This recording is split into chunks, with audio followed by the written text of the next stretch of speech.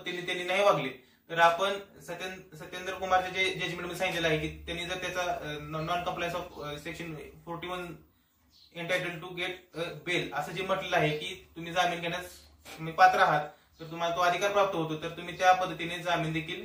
घेऊ शकता। त्यामुळे तुम्ही ज्यावेळेस एखाद्या जर तुम्ही ज्युनियर ऍडव्होकेट असाल आणि तुम्ही जर एखाद्या व्यक्तीचं रिमांड करत असाल त्यामध्ये जर आरोपी